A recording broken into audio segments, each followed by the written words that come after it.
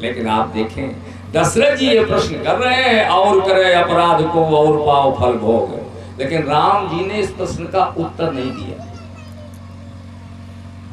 अब वन चले गए। पढ़ लीजिएगा अयोध्या कांड का दोहा नंबर 77। उत्तर नहीं दिया और जल चले गए। ये भी मानस की एक शैली है तुलसीदास जी की। जब राम कथा प्रारंभ हुई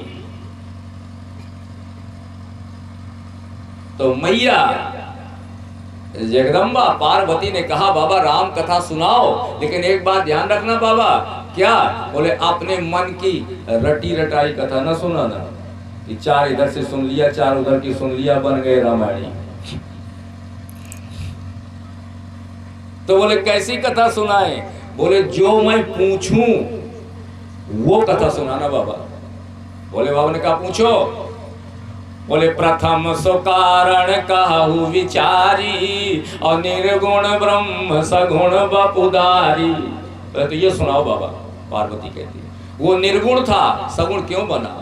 पुनि प्रभु कहु और राम अवतारा, फिर बाल चरित पुनि कहु दारा।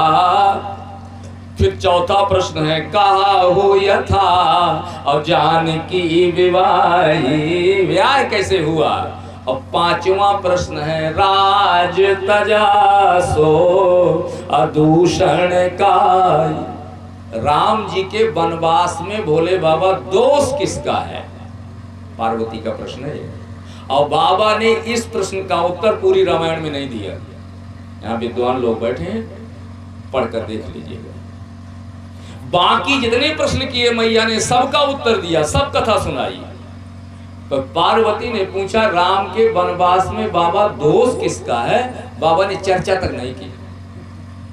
और उत्तर कांड में जब कथा समाप्त हो गई तो भोले बाबा कहते हैं पार्वती तुमने जितने जितने प्रश्न पूछे थे मैंने सबका उत्तर दे दिया।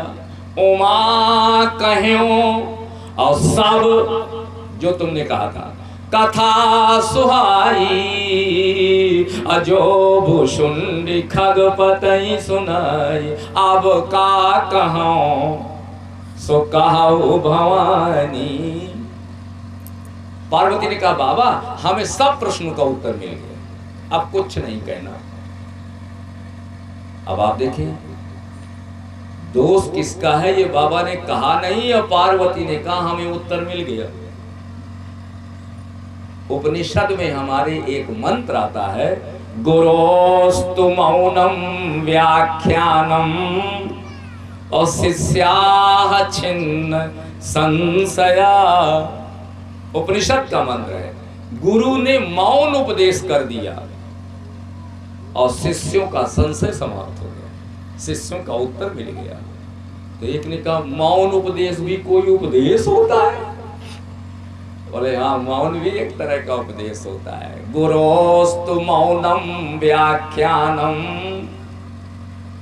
इसी तरह राम जी ने इस प्रश्न का उत्तर नहीं दिया कि और करे अपराध को और पाव फल भोग। और दशरथ जी को उत्तर मिल गया। मिल गया? हाँ मिल गया। अगर न मिलता तो बीच में जरूर कहते राम मैंने तुमसे एक प्रश्न किया था कि जो कर्म करे फल उसी को मिलता है और संसार में देखने को मिलता है अपराध किसी का और सजा दूसरे को। आपने उत्तर नहीं दिया राम, लेकिन दशरथ जी ने बात रामायण में कहीं नहीं कही। इसका मतलब दशरथ जी को उत्तर मिल गया। राम जी से पूछा पिताजी प्रश्न कर रहे हैं, राम जी आपने उत्तर नहीं दिया, वनवास चले गए क्यों? पिता के प्रश्न का उत्तर नहीं देना चाहिए। राम जी ने कहा पिताजी अगर मुझे पुत्र मानकर कोई प्रश्न करते तो मैं उत्तर देता, लेकिन उन्होंने मुझे परमात्मा माना सुनहु राम तुम कहाँ मुनि कहीं कि राम चराचर और नायक यहीं। तो जो परमात्मा होता है वो किसी के प्रश्न का उत्तर नहीं देता, वो कर्मों का फल देता है। और जब आदमी को अपने कर्मों का फल मिलता है तो पड़े पड़े कह देता है जो किया था सो पा रहे हैं, किसी का दोष। वो पा जाता है फल और उत्तर मिल जाता है।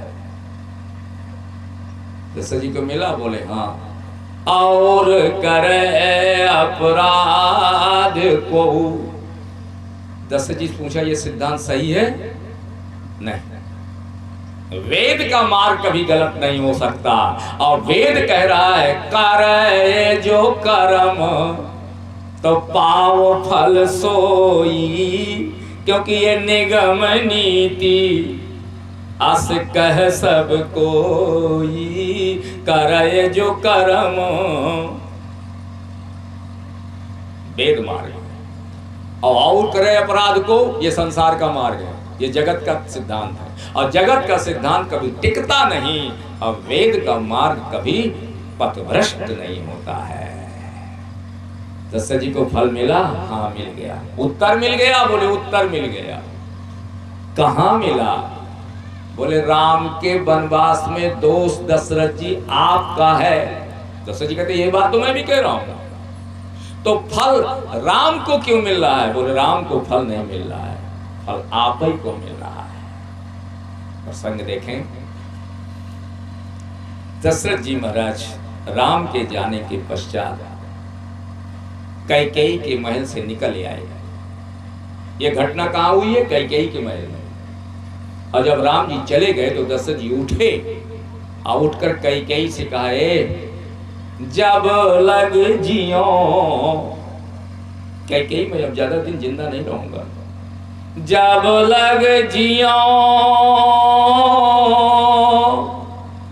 मैं कहाँ कर जोरी, तब लग जानी कछु कहे सब हो। अब ये शकल न दिखाना मुझको। और कौशल्या के महल में चले आए। वाह रे कौशल्या, यही राम की मां हो सकती है। जब राम का वनवास सवेरे होना था तो राम जी के तिलक की चर्चा के लिए दशरथ जी को वो रात कौशल्या के महल में बिताया जाना चाहिए था। ये नीति कहती है, न्याय कहता है और धर्म कहता है। राम का तिलक है कल सवेरे, तुम राजा हो, आज की रात कौशल्या के महल में बिताओ। चर्चा करो महारानी से कि कल कै बजे पूजा होगी, कै बजे सामान लगेगा, गुरुजी कै बजे आएंगे।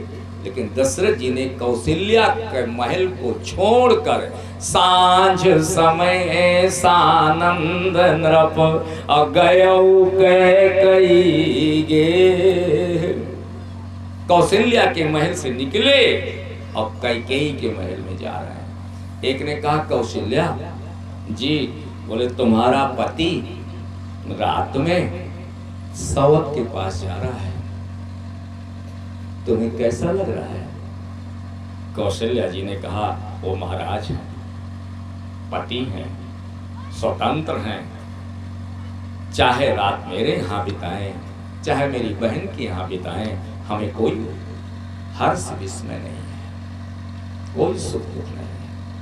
क्यों? बोले पति की प्रसन्नता में ही पत्नी की प्रसन्नता होनी चाहिए।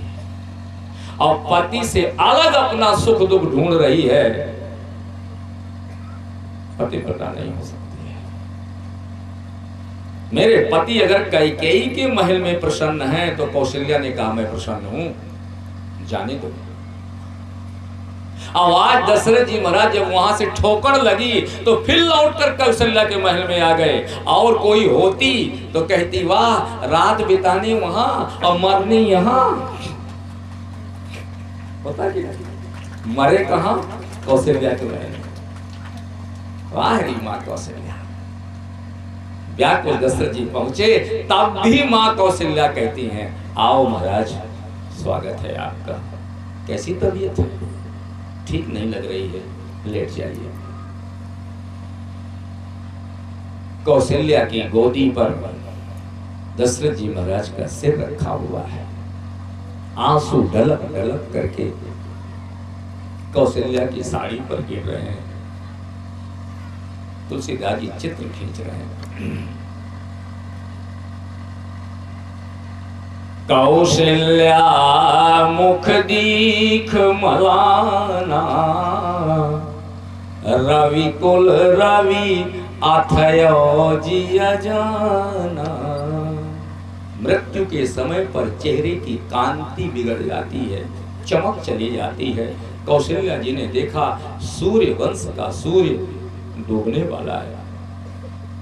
कौशल्या जी ने महाराज के सिर पर हाथ फेरा और कहा, महाराज धीरज धरिए तो पाइए पारू, और नाही तो बूढ़े सब परिवारू। धैर्य रखो महाराज, 14 साल के बाद राम आएंगे, फिर आपको राम मिल जाएगा। प्राण रखिए महाराज, मैं जानती हूं कि आपकी मौत नहीं अभी आई, आप प्राण छोड़ रहे हैं खुद। धीरज धरिए। दशरथ जी ने कहा, ना कौशल्या ना, सोतन राख करब मैं कहा, और जही न प्रेम पन मोर निवाहा। अब ये शरीर मेरे किसी काम का नहीं है कौशल्या, मैं छोड़ रहा हूं। और तुलसीदास जी एक बहुत सात्विक बात लिखते हैं जो सबके साथ होती है। मृत्यु के समय पर जीवात्मा को अपने किए गए पाप याद आते हैं, पुण्य याद नहीं आते।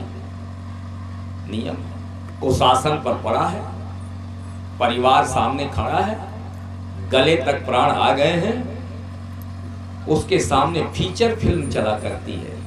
देख, 5 साल का था तूने ये पाप किया, 20 साल का था तुमने ये पाप किया, 28 में तुमने ये पाप किए, ये अपने पापों की लिस्ट देख।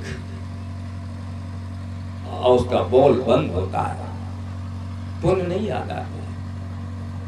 दशरथ जी को ने कहा, कौशल्या हमारे जीवन में एक पाप हुआ था।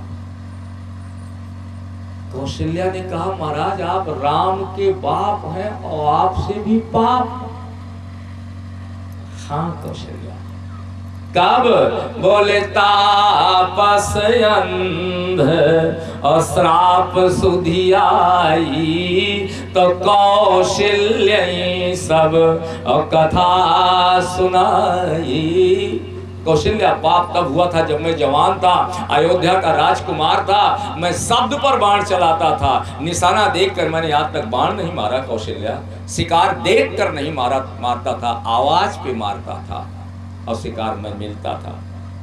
एक बार मैं सरयू के किनारे किनारे शिकार खेल रहा था। सरयू नदी में छप छप की आवाज सुनाई पड़ी। मैंने समझा कोई जंगली भैंसा पानी पी रहा है। छप को निशाना बना के मैंने बाण छोड़ दिया कौशल्या। अब भाग कर पहुंचा कि शिकार पड़ा होगा।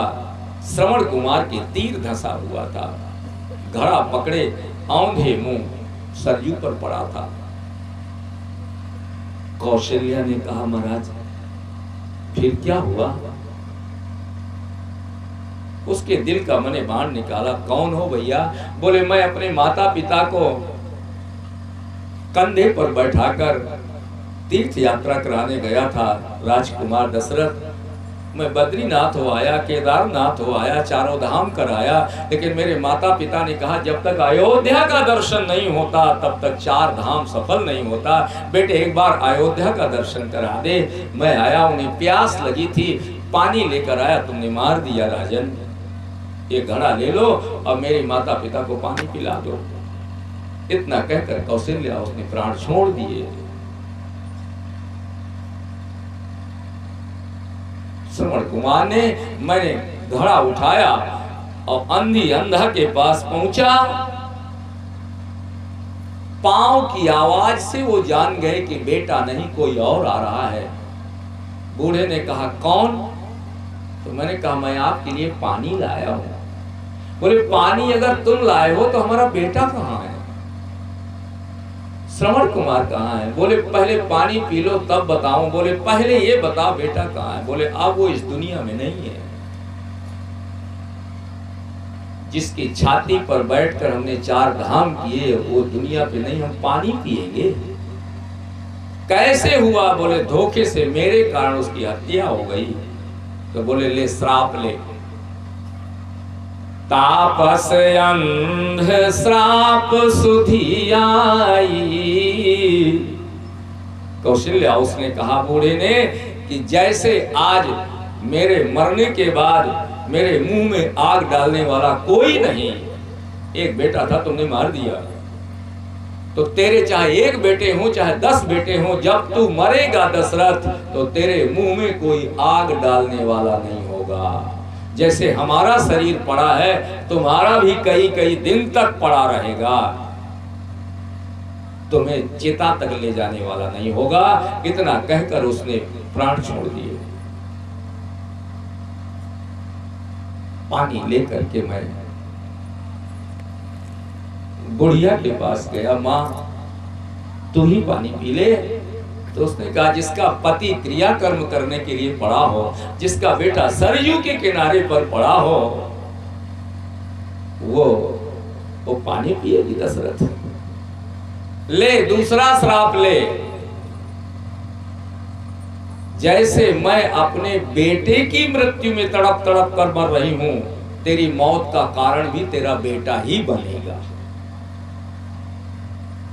उसने भी प्राण छोड़ दिए।